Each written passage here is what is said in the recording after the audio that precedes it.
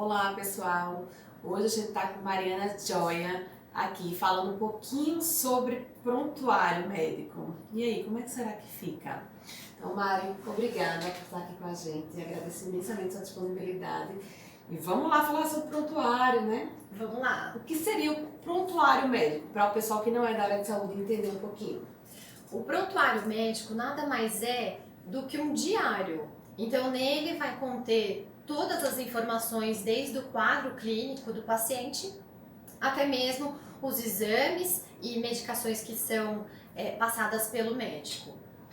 E o médico, ele tem que guardar esse prontuário por quanto tempo? Sim, o médico precisa guardar esse prontuário, inclusive ano passado saiu resolução, né, nova, atualizando tanto o prontuário físico quanto o prontuário digital, minimamente 20 anos. É muito tempo. Agora, a gente soube que teve uma época que a gente falava um pouco sobre o prontuário eletrônico, a guarda tem que ser vitalícia. Isso permanece? Não.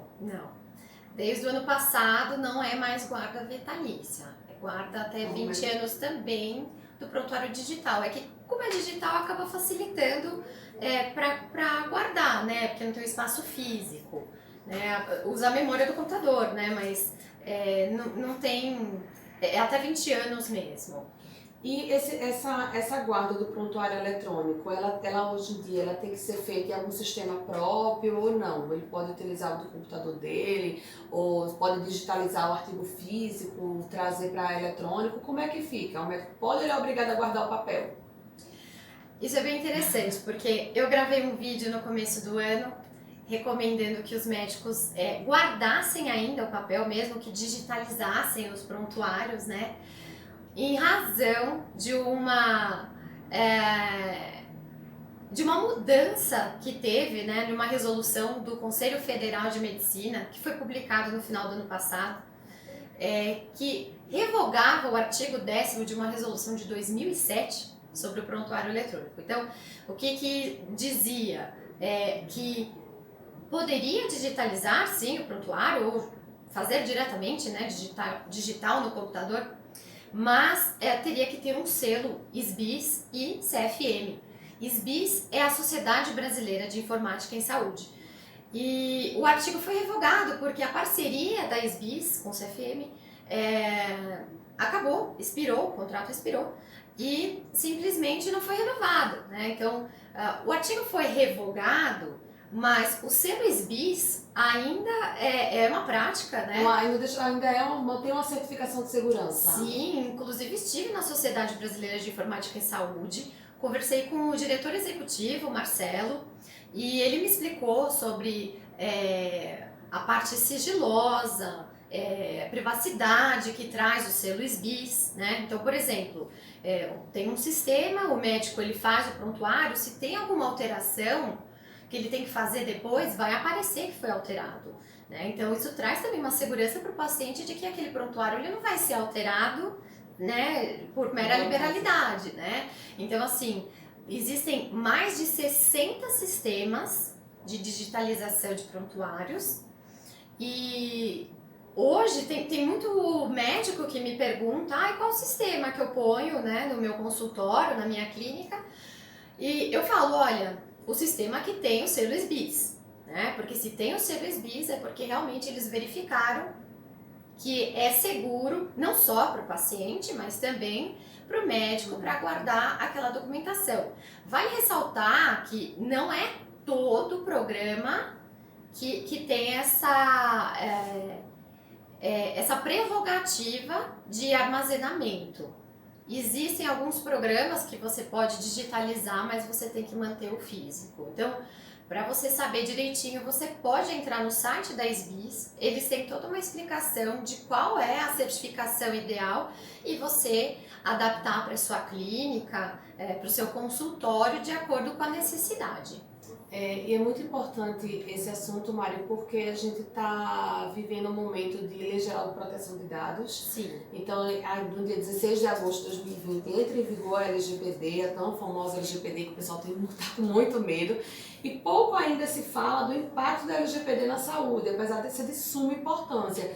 E ter um sistema certificado, ainda que esse contrato com a CFM não exista mais, tenha sido rompido, a certificação da qualidade do sistema é muito importante, porque, para quem não sabe, a LGPD, se houver um vazamento de dados, a multa pode chegar a 2% do seu faturamento, limitado a 50 milhões. Então, assim, é preocupante. Então, os médicos têm que ter muito cuidado, principalmente quando a gente está falando de dados sensíveis, que é o caso de toda a clínica, até nós advogados que trabalhamos na área de saúde.